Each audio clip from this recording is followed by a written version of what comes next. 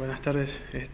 La verdad que contento y todo una nueva faceta, ¿no? en la vida de uno, que a veces uno no espera y por esas cosas del destino terminás haciendo algo que no es lo habitual, lo que uno está acostumbrado a hacer en su vida, tanto laboral como personal, ¿no? Así que contento por este emprendimiento y que esté saliendo tan bien, ¿no?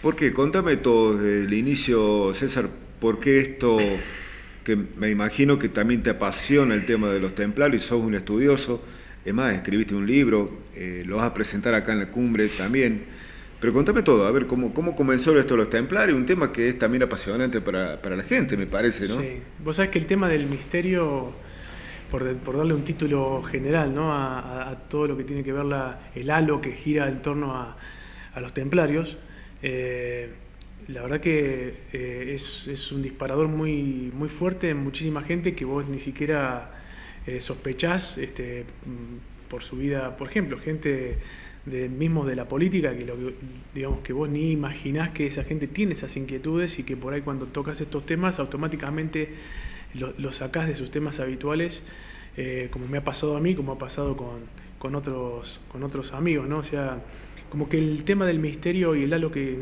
encierra todo lo que tiene que ver con los caballeros templarios y lo que ellos significaron, trascendió las fronteras de todo, inclusive de lo cultural y de lo pasando por lo histórico, ¿no? Como corresponde, pero ha traspasado el tema inclusive de lo cultural. Y en lo personal, ¿vos qué te apasiona por Bueno, justamente...? yo tuve gente que me llevó por este camino, ¿no? O sea, yo llevo investigando el tema en forma personal ya casi 25 años. Ah, bien. Entonces yo arranqué, el que de alguna forma me llevó por estos caminos fue el que fuera ministro del Interior, Julio Homero Figueroa. Sí. Era muy, muy amigo, de hecho Julio era un apasionado de estos temas, de hecho él pertenecía a alguna sociedad secreta o discreta que era la masonería, sí, donde hay muchísimos... ¿Todavía permanece aún? Por supuesto, de hecho la masonería, digamos, es una organización pública de carácter privado, ¿no? O discreto,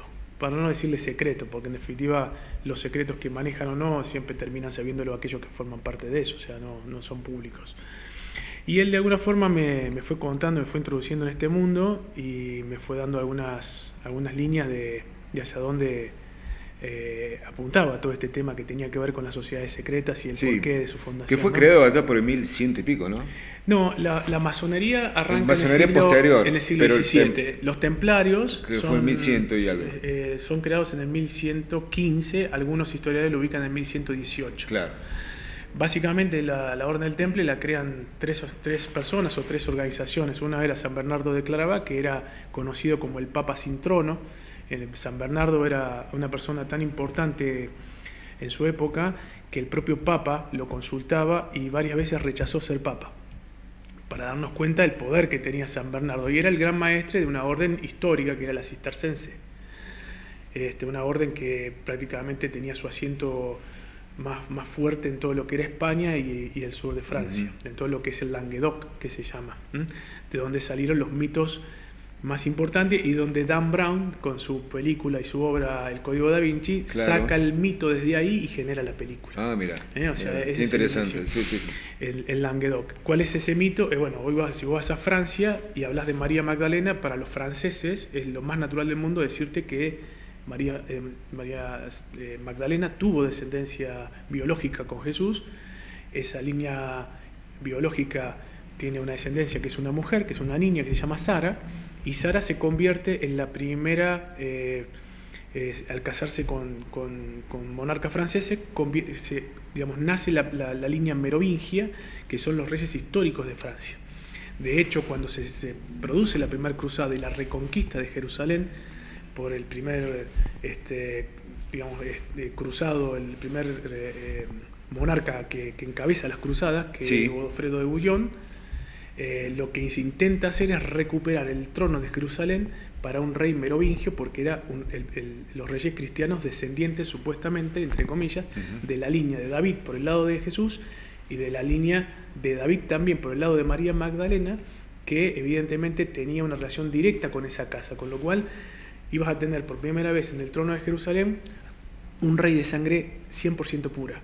Mira. ¿no? Esa es la historia verdadera de las cruzadas. Claro, historia verdadera y comprobadas, ¿no? Eso es histórico. Después tenés la otra parte, que era la recuperación de las vías marítimas y comerciales. Estamos hablando que cada guerra tiene un condimento siempre económico. Entonces había un condimento religioso y había un condimento económico. El económico era controlar las rutas comerciales que venían del Medio Oriente, obviamente, ¿no? Y que pasaban, y que en ese momento el punto neurálgico obviamente era Jerusalén. Los grandes poderes de la historia utilizaron la cuestión religiosa para hacerse de un control que era netamente comercial, que era netamente político. También decían que tenían que defender o controlar a los peregrinos que iban a Tierra Santa, ¿no? Bueno, en ese contexto nace la Orden del Temple. La Orden del Temple fue fundada por San Bernardo, es fundada o patrocinada por el primer rey de Jerusalén, Godofredo de Bouillon, por eso cuando los recibe le da tanto poder de entrada, a 9 caballeros nada más, y obviamente una sociedad secreta que podría ser una entidad que venía desde la época de los egipcios y que tenía fundamentalmente su base en la religión egipcia. Recordemos que tanto los templarios como posteriormente los jesuitas, como posteriormente los franciscanos, usaron una cruz egipcia como el símbolo superior en momentos de exorcismos. Mira. Y la línea exorcista del Vaticano, que fue cerrada en la época de Juan Pablo II y rehabilitada por el Papa Francisco, la escuela de exorcismo, la cruz que se utiliza para temas netamente de este tipo de ritual es la cruz que nosotros conocemos como cruz Tao, la cruz que usa San Francisco de Asís, que es la T. Y le falta la parte de adelante, que en su momento se la sacaron para que no se confundiera con la cruz Ankh egipcia. De hecho, cuando vos ves la firma de los jesuitas, dice la firma netamente dice jesuitas y la última letra, la T, se transforma en una T de un Ankh egipcio.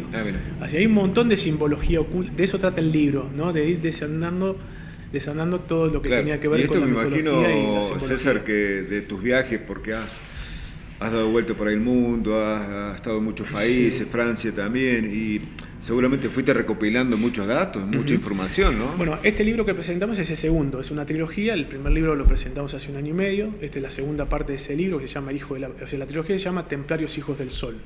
De esa vinculación desde el nacimiento de la religión egipcia hasta llegar al cristianismo. Por eso el tema de Hijos del Sol. Y la segunda parte tiene que ver con el Hijo de la Promesa, que vincularía ya lo que es esa religión egipcia transformada a través de distintas organizaciones o órdenes medievales que tenían este condimento místico, que había un conocimiento previo al cristianismo de cuestiones ancestrales, que lo vincula hasta llegar a los jesuitas.